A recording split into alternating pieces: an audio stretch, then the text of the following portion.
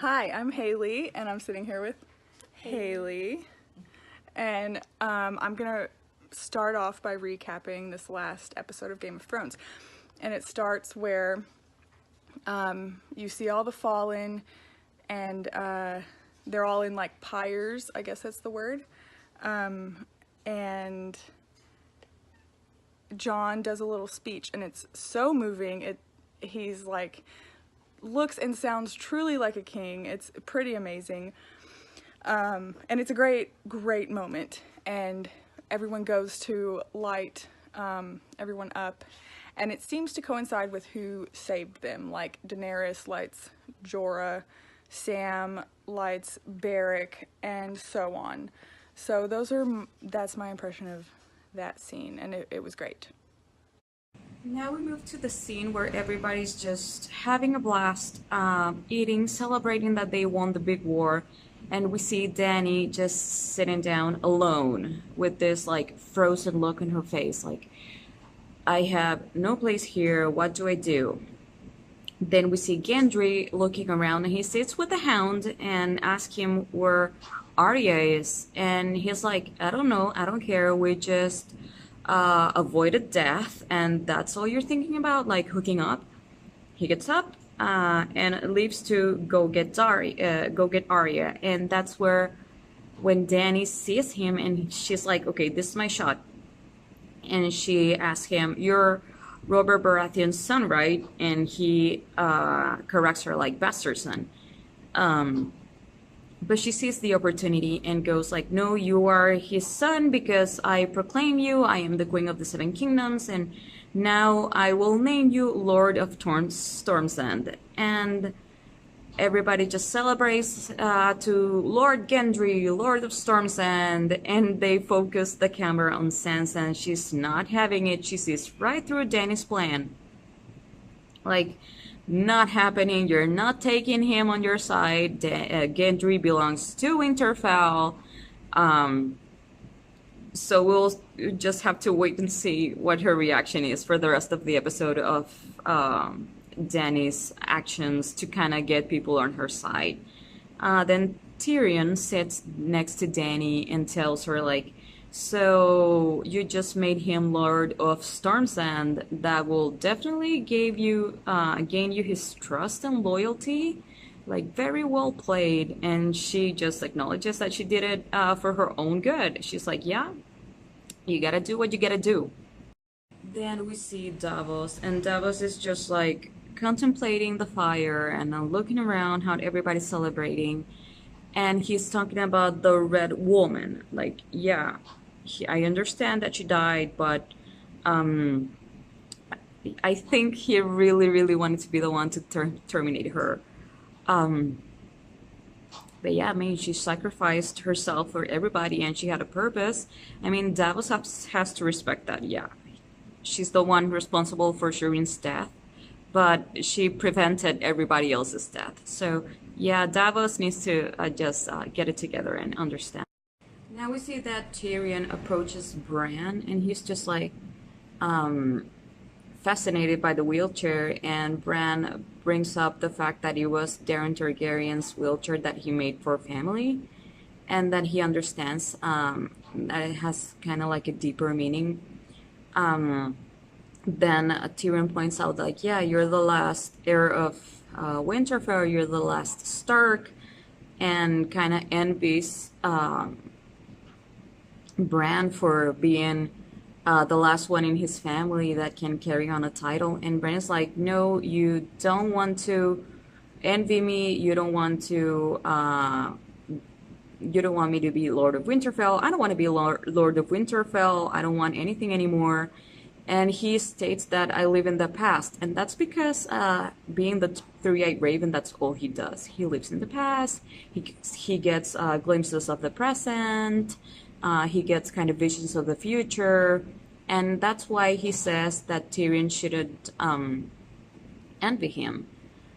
Then we see that Dany still looks around, that everybody is just gathering with little groups, and that she's still isolated. So she stands up and makes a toast to Arya, the hero of the Battle of the North, the Battle of Winterfell, and that gets everybody cheering up for her and joining her in celebration. And then we see that Tyrion and Brienne and Jaime, they all begin playing this drinking game. And that's right before Tormund kind of interrupts everything, saying that, look at this man, and he starts praising Jon and calling him a hero and being like, yeah, we were wildlings and he didn't give up on us and he made us come here. Like, yeah, he's fighting for loyalty for everybody. We are all in debt with him because we'll be dead if it weren't for him.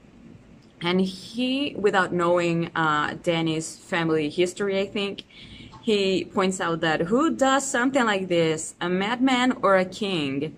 And Dany, of course, looks super uncomfortable. She looks isolated, and with this remark of the madman or king, kind of stands up to leave.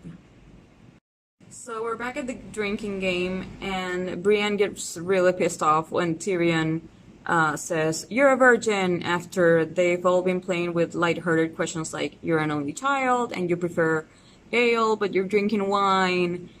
And when she gets really serious, Tormund kind of breaks in the conversation and kind of insinuates himself to her, but she doesn't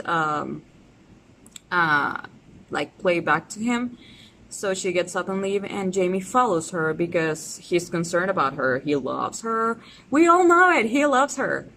And Tormund kind of complains to the Hound that he's all alone in Winterfell, and the one lady that he loves doesn't love him back. But then this other nice lady comes in and kind of like, yeah, like I can give you love. I can keep you company. And he leaves with this other lady. And the Hound is just sitting there all alone. And there's another girl that comes in and sits down, kind of like insinuating herself to him. Like, yeah, I can keep you company. I can keep you warm. The north is super cold. And he just turns her down because that's not what he's focused on right now. I think he's just focused on having survived the war against the White Walkers and the Night King, and focused on Clegane Bowl, I'm pretty sure. So that's when Sansa kind of joins him, and they start talking about the past. He looks at her with great respect because she's grown so much. And he tells her, like, you know, nothing that happened to you would have happened if you had left with me. And she kind of points out that I am this kind of woman, I am this person because I have been through so much hardship. And that's when we kind of take a step back, because I don't think that many people liked that she used her abuse as a means to justify that she is so grown up and she's so strong. But that's when the Hound kind of realizes the things that she did to stay alive, like feeding Ramsay to his hounds, which was kind of funny and cracked up a smile on his face. Also, I thought that it was interesting that they keep addressing Sansa with the chain around her neck. I don't think if it's because the North is tied up in Dany's strategy to rule the Seven Kingdoms. I think if Dany releases the North once she's queen, she will probably not be sporting that chain around her neck, because Dany is the breaker of chains. We'll see about that. So Gendry finally finds Arya, and she's like practicing her archery, and he's like, hey, why aren't you celebrating? And she's like, well, this is how I celebrate, by being lonely and pretending to kill things. And then he's like, well, guess what? While you were gone, the queen like promoted me, and now I'm a lord. And she's like, oh, that's really cool. And then he's like, kisses her, and then he's like, you're so beautiful and I love you. And it's like so awkward. Like, I mean, I just don't think that like that seems sensical to like all of a sudden like he's been this like hardcore like whatever dude, and then all of a sudden he's like, oh, you're so beautiful, I love you, like. But luckily then he like gets down on the knee and you're like, oh no, don't do that, oh god, he's not, please don't do that. And then he like proposes, and then she gets down and she's like kissing him, and you're like, there's no way she's saying yes. And then of course she doesn't say yes. She's like, I'm a lady, I'm not a lady, I can't be the lady to your lord, and I never have been. Which I'm like, yeah, obviously, Gendry, come on, dude. Man, poor dude. It's rough. And scene, Jaime and Brienne in a room alone. And I think maybe like most of you, I was not expecting what happened until it actually happened. You're like, no. And then even when she starts to help him, like, I hated this scene, and it was awkward to me, and I did not feel fulfilled at any moment. I felt like this complex relationship between these two, and this like love for each other, him knighting her and stuff, was just negated by this awkward drunken moment. I don't know. I'm not into it. I don't ship this. Okay, so at this point in the episode, I've kind of been like, okay, this is a transitionary episode, and not really sure how we're going to get through everything with only this episode and 2 more left. So I was a little bit worried at this point, but the second half, it really moves along, as we know. So anyway, at this point, Dany goes to talk to Jon after the feast, and he's a little bit drunk. And I think at this point, Jon's kind of like, I don't know what to say to this woman. We've been a thing, and now she's my aunt, and she's pissed because I have a claim to the throne, and she probably thinks I won it, and I don't know how to approach her. He's like that guy that's afraid to confront the girl he's with about issues they're having. And I think that's kind of where his head's at right now. So anyway, the first thing he does is try to break the ice by telling Dany, that Jorah would have wanted to die protecting her. He knows that she suffered the loss of the person who's been with her the entire time. Like, the rest came along later, but Jorah has been with her, like, the entire time. And so it's a huge loss for her. And she responds by, admitting that Jorah loved her and that she couldn't love him in the same way, not in the way that she loves Jon. And she, confesses her love for Jon, and which has got to be hard for her too, loving someone who's now related to her, which I guess for the Targaryens isn't quite as weird. But also who has a claim to the one thing she's wanted. She's got to be pretty conflicted as well. So anyway, they make out for a second, and then Jon pulls away, and she gets upset all over again about Jon's parentage and his claim. And she obviously was really jealous during the feast. She says, she noticed the way that everyone looked at Jon as a hero and a leader, and that she recognizes that look because people have looked at her that way before. Obviously, when she was conquering Essos, like, everyone over there looked at her the way that people in Westeros look at Jon. So, she admits she's never had the respect of the people over here. Which kind of leaves me to question, was it even wise for her to come over in the first place? She would have been great in Essos, like freeing the slaves to the way she did over there, and, establishing a different way to live and winning the respect of the people. And part of me feels like she should have just stayed over there with Dario and, like, not even come to Westeros, because this is a foreign land to her. She may be from there, she may think she has a claim to it, but it's foreign. She doesn't know the customs. She doesn't know the rules. She doesn't know the politics, the diplomacy. Like, she's a conqueror. She's not a politician. And Westeros is a lot more political than Essos. So anyway, He reassures her that he doesn't want the throne, and she begs him not to tell anyone who he is. And he replies by saying he has to tell Sansa and Arya because they're family and they deserve it to know the truth. And she worries that they will want to see him on the throne, and he's like, it doesn't matter because I don't want it. Like, you're going to get the throne, and she's just really anxious right now. And, he says he can have his family and her, and that it won't be a problem. And she says, yeah, we can, and I've just told you how. And then she walks out. So she seems pretty set to have it her way. As we see later, it doesn't go that way, but I guess we'll see how everything plays out. Personally, I hope they don't force Jon to take the throne because he really doesn't want it. But I guess there is a good point later that Varys brings up that sometimes the best ruler maybe isn't the person who wants it the most. Anyway, so right after that, Dany storms out, and it cuts to Jaime laying awake next to Brienne, and he's looking at her and then at the ceiling, and you can just see that he's really worried. And I'll come back to this point later when I talk about what happens with them. But yeah, there's definitely something going on in Jaime's mind here.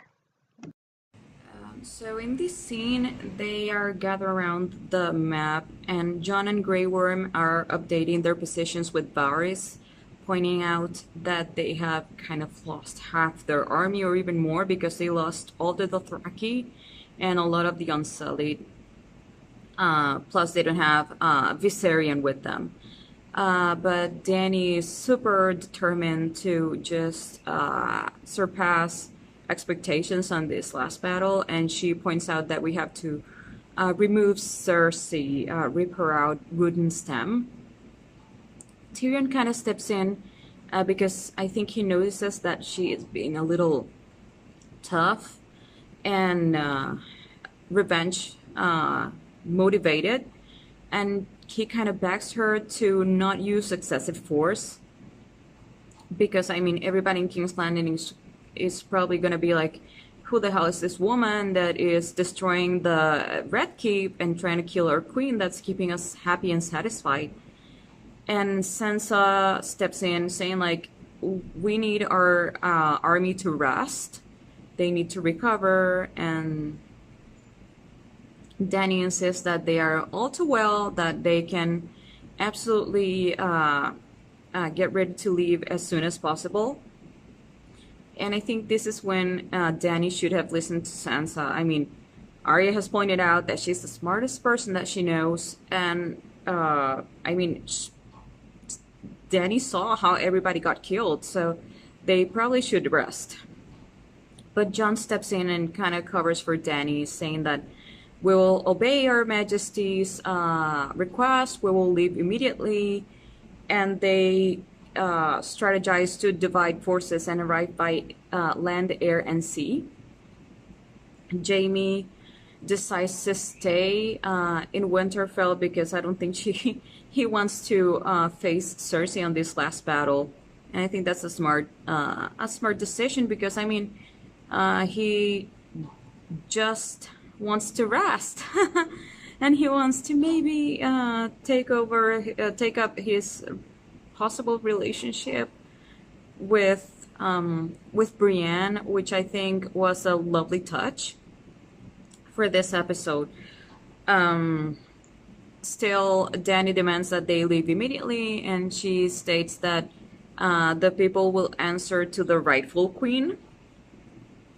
And Arya and Sansa just look at each other like, we need to talk to Jon about this. And they, when the meeting is over, they say to Jon, like, hey, we need to talk, and they step out together.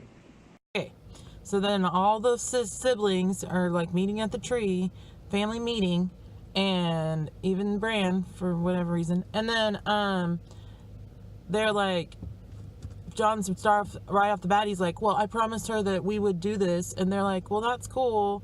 She's lame and we don't trust her. And he's like, she just saved us from the White Walkers. And Sansa's like, she didn't save shit. Arya saved everybody. And Arya's like, no, it's cool.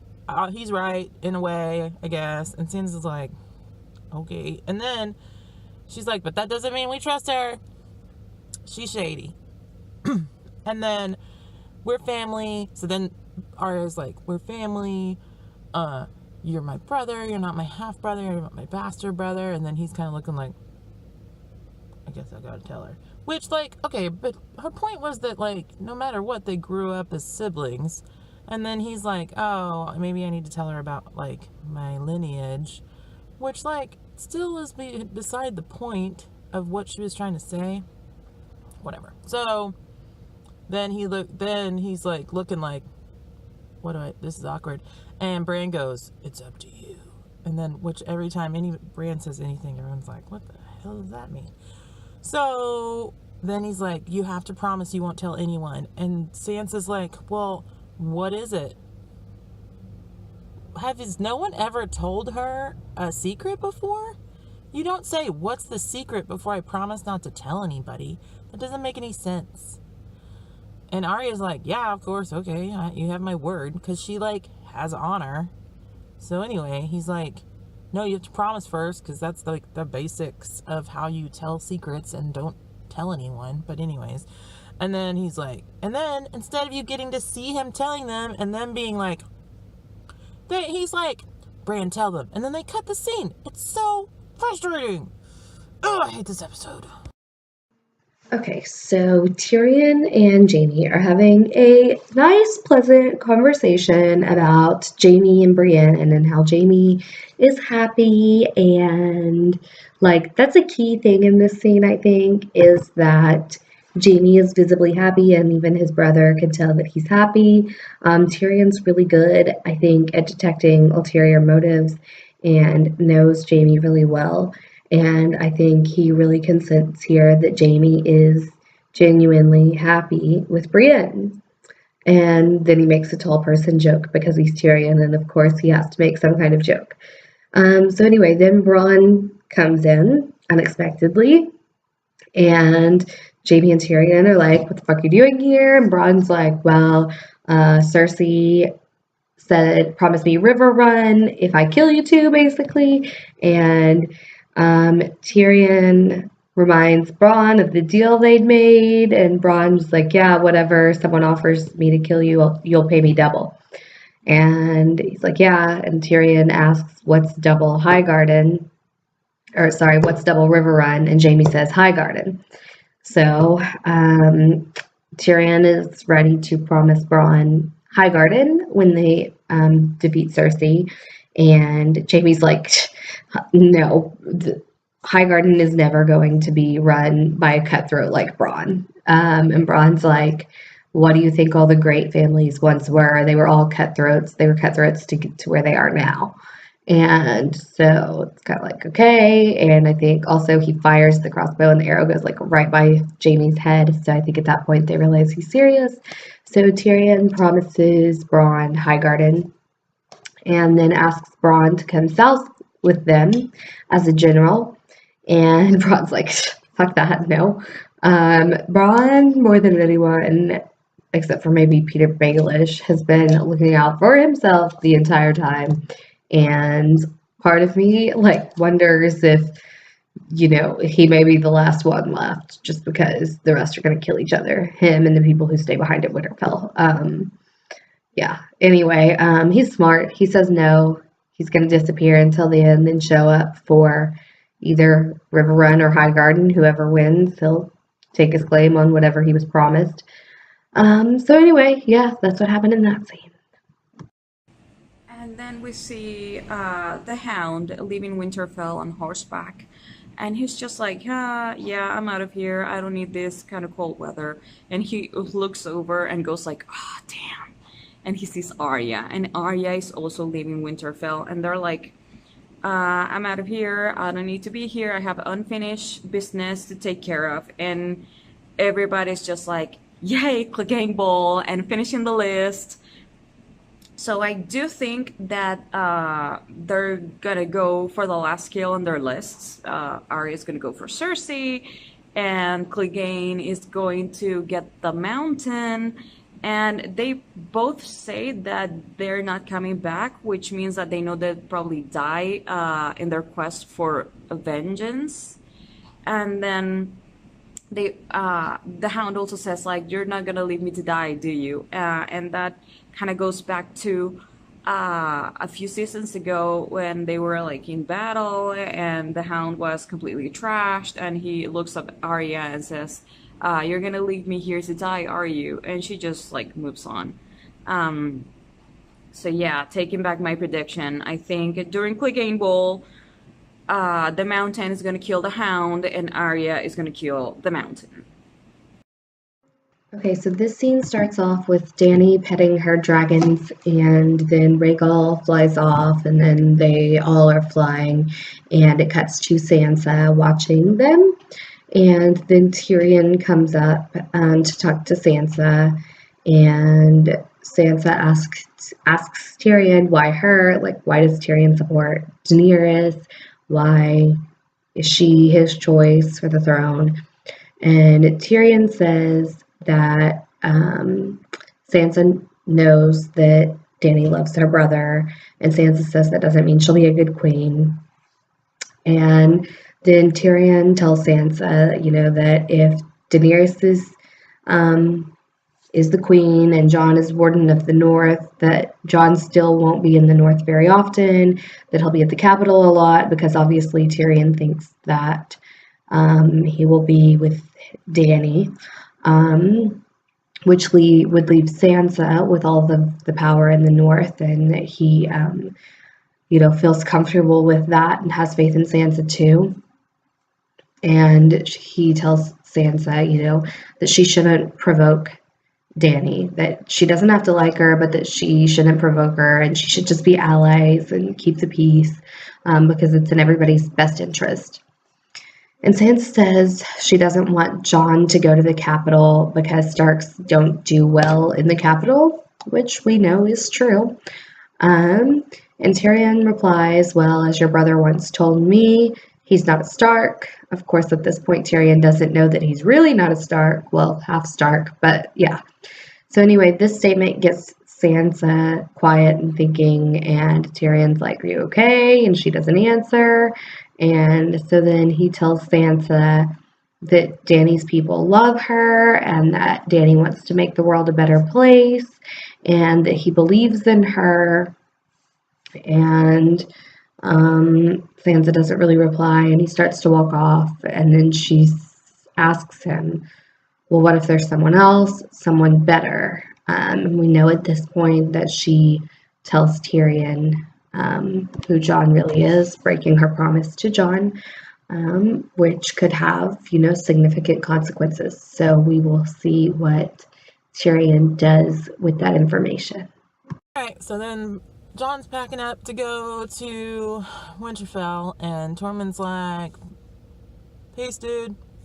Can't get laid here, even though he didn't get laid, but whatever. And then we're gonna go back up north, and he's like, we are in the north. He's like, we're not in like the north where we can like hang and go camping and like do cool things. We're in this lame castle. And then they show Ghost, and he looks all sad, and he's got one ear, and he hasn't taken a bath. Nobody's like, maybe we should give this dog that's covered in blood a bath. Like, they had time to clean the dead people, they don't clean the dog. So then he's like, well, he should go up north too. What? So rude. And then Sam and Gilly come out, and they're like saying bye, and he like hugs Gilly, and he's like looks at her like, and then she's like, so then I guess that he figured out she was pregnant that way, which is very weird. I don't know. I thought that whole scene was weird. Like, who hugs somebody and is like, oh, are you pregnant? I don't know. Anyways, and then so then they say bye, and Sam and Jon are like, oh, you're my best friend, blah, whatever. And then it literally says, okay, I always watch with the captions, it says, Ghost whines, and you're like, is this fool not gonna even say anything? The dog's looking at him, and he just looks at the dog and like walks away. Doesn't even like pet him or say like, thanks for watching me while I was a corpse, or like anything. He just like pieces out. I hope that fool died. So as part of the strategy, half the team goes sailing to King's Landing, being covered by Daenerys high above on Drogon. And we see that Missandei and Grey Worm kind of hold hands, maybe thinking that this is going to be the last time that they're together because this is the last big war. Also, we see Tyrion and Varys speaking inside, telling each other their worries about Dany's mental state. They both say that they are worried about what's going to happen to Dany if this doesn't work.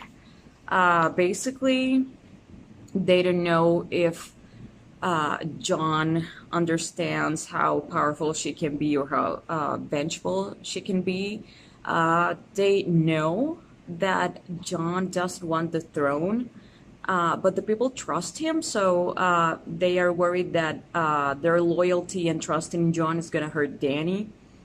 They also talk about possible marriage between them so they can rule together.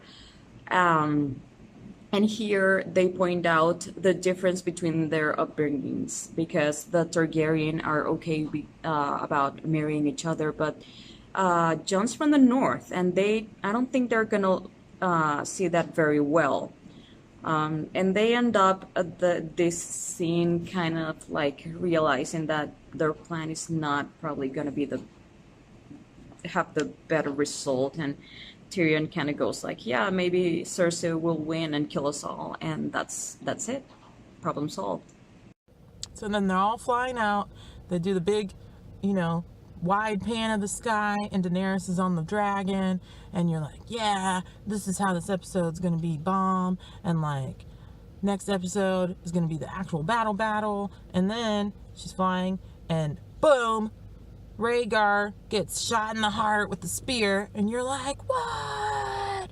And then he gets another one, and then he gets one through the neck, and it's like super gross, and then you're like, he's like spinning, and Tyrion's like run, then it goes to the boat, Tyrion's like running and watching, dragon goes, and then you see that the whole fleet of Euron's boats is come around the corner and figure out that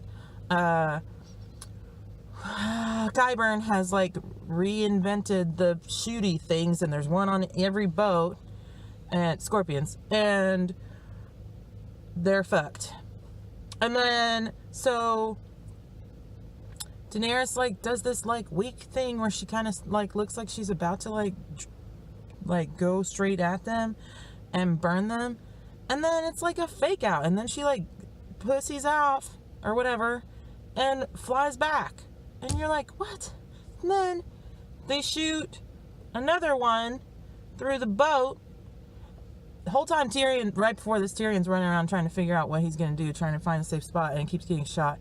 Shoot one through the boat he's on, and then the last thing you see is the mast coming through the down into, and Tyrion's jumping off to swim away, and you're like, surely this is the end of the episode. No, there's more. So then they're all cut to the next scene is everybody coming onto shore, and Tyrion and Varys, and then Grey Worm, and then Grey Worm's like looking for Missandei and like yelling, and like somehow they've kidnapped Missandei. That makes no sense. How did they get over there? They were like hundreds of miles away from the boats, just shooting spears through them. This was like a TBS version of Game of Thrones, this episode, I swear. Like, it doesn't even make any sense. Like, how would they find her in the water and then grab her first? Plus, right before all the arrows went off, Grey Worm was like, hey, get down to the bottom of the boat. So she would have been in the boat. So they jumped on the boat somehow secretly. Apparently there's something about it in the books, and they don't explain any of that. But at this point, you can't just like make stuff up and not explain it that was in the books. Euron confirms Rhaegal is dead. And it's such a disgusting scene. That grunt that he makes made me like audibly ugh. And she's just so confident. Everyone know that I'm saving them from her, the townspeople and everything. And it's like, okay, breaker of chains, blah, blah, blah, cuts to Missandei. And I was honestly shocked, even though Grey Worm was screaming for her. I can't remember if that was before or after, but I was not expecting to see Missandei captured. And so you kind of, I mean, you've seen what Cersei did to the Septa lady and the sand snakes, so at this moment, we're all really fearful for Missandei. Right, Hayley? Yeah. Okay, so now they gather back at Dragonstone, kind of like replan their strategy. Varys approaches Dany and tells her, like, you know that I wouldn't approach to you and tell you something that I don't believe in, but I do believe in this, and I do want to be honest, and I think this is a mistake. Like, we are outnumbered, our fleet is completely destroyed, everybody's tired, even your dragon is like tired, and we just lost Rhaegal, so we really need to reorganize, and we can't just go around killing people because everybody's inside the Red Keep, so that we destroy everybody before we can get to Cersei, and that will not be good for you, Dany. And Dany goes like, but I'm here to free the world from tyrants, and I understand that she's trying to scare me by bringing everybody inside. And then Tyrion suggests that maybe he can approach Cersei and talk to some sense into her, like, to prevent a slaughter. And she understands that she can't just be the bad one in the movie. Like, yeah, maybe we can try to make a deal with Cersei and prove to the people in King's Landing that she didn't take the deal, and that's why they are starving, because I won't let them get out of the castle, and they'll just starve to death. And she will be the bad girl in this, and she will be the bad lady in this. And she accepts Tyrion's plan, and that's how they move forward with this, while Jon gets back to Dragonstone on horseback. So, Sansa spills the tea, like, awesome, and then Tyrion and Varys are having a conversation about Jon and how he doesn't want to be the one, and how maybe the best one is the one who doesn't want to be the one. And I think that's spot on. I love this scene. I felt really awesome during this scene, and I think it further, I don't know if anyone is gonna, like, betray Daenerys because of this, because I don't know what's about to happen, but oh my god, I look crazy. But I mean, I had predicted earlier that Varys and Tyrion were going to have like a moment where they decided Daenerys wasn't the best for them, and this is what's happening. So I am living for it. Okay, so in this scene, Sansa receives word about the ambush on Dany and her fleet and dragons, and she tells Brienne, and Jaime comes up and is like, what's going on? And Brienne tells Jaime about it, and Sansa says, I always wanted to be there when they execute your sister. Seems like I won't get the chance. Which either means Sansa expects Dany to burn King's Landing to the ground, or that she expects Cersei to win. I kind of think it means that she expects Dany to burn it down, but she doesn't really explain. And then we see Jaime, and his face looks blank. We can't really see what's going through his mind. So then it cuts to him sitting on the edge of the bed while Brienne is sleeping. And he gets up, he looks back at her, then he gets up and starts to pack to leave. She wakes up, and he's about to leave. And she tries to stop him and tells him that they're going to destroy King's Landing. There's nothing he can do. She tells him he's not like Cersei, that he's better than her, that he's a good man and doesn't need to die with her.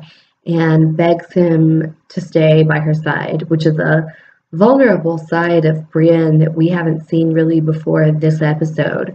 I think it probably took a lot for her to, do that, to be that vulnerable. And Jaime replies by telling her all the bad things he's done for Cersei. He lists them all with for Cersei afterwards, and says that she's hateful, that Cersei's hateful, and that so is he. And then he leaves, and Brienne just breaks down, which is hard to watch because she's like one of the strongest characters, and to see that is just heartbreaking. I have kind of two predictions about this. From the beginning, I said either Jaime was going to kill Cersei or that Brienne was going to kill Jaime and that Arya was going to kill Cersei with Jaime's face. So part of me thinks that once Jaime heard what had happened, he, knew that he had to go back to Cersei to get close to her, because this army that Daenerys has is like, it's downsized already because of the war with the Whites, and now she's down one dragon, which her two dragons were like her main, warriors at this point. They have Missandei. She's really, really vulnerable. So either Jaime knows that the only way to defeat Cersei is for him to get close to her again and kill her himself, which is how I hope it goes, or he's a coward and still in love with Cersei, and he's going back to her because he's afraid for her or because he thinks she's going to win either way. And, I think that Brienne, even though she's vulnerable, maybe she'll come back angry, kind of like Arya, and go after him and kill him to stop him from getting to Cersei, and then Cersei will still kill him. Arya will still kill Cersei using his face. I don't know. We'll see. But I'm really hoping that he's going there to stop Cersei and that he's realized that he's the only one who can. So I guess we will see how it plays out. Probably, well, maybe the next episode, maybe the last one. Don't really know. Qyburn and Tyrion are talking, and that conversation is tense. Both of them seem like they make good points. It's like, okay, truce, but neither of them. And then Tyrion is like, I don't have to deal with this. This is my sister.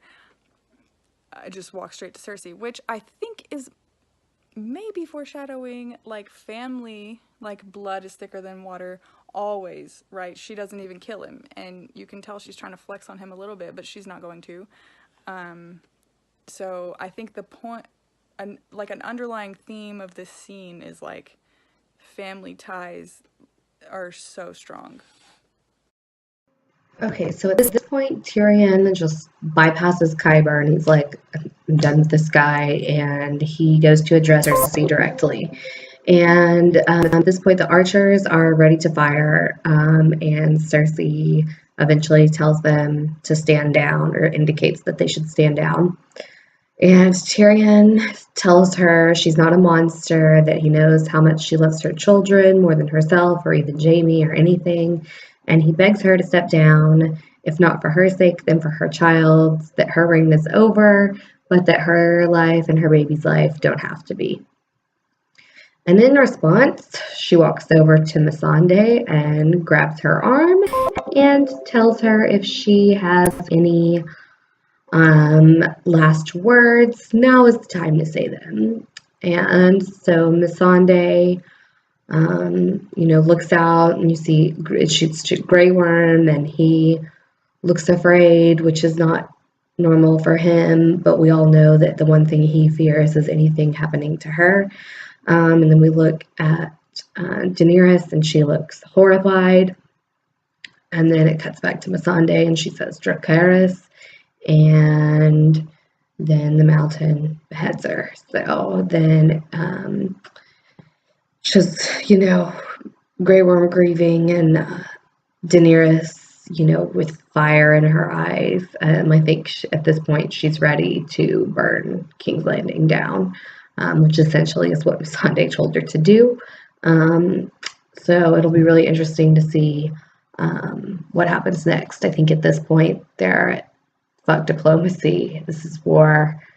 Burn it to the ground. So I guess we'll see what happens next. Anyway, let us know what you thought of this week's episode in the comments, and we'd love to hear your predictions for the last 2 episodes.